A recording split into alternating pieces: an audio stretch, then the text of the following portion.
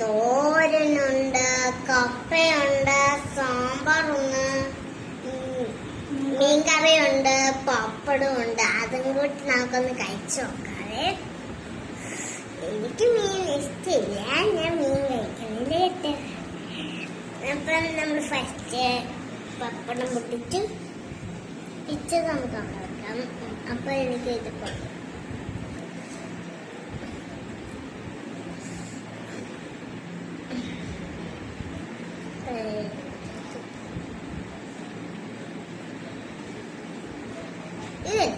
ഇത് രണ്ടും ഇഷ്ടമില്ലേ, അപ്പം കഴിക്കാമേ.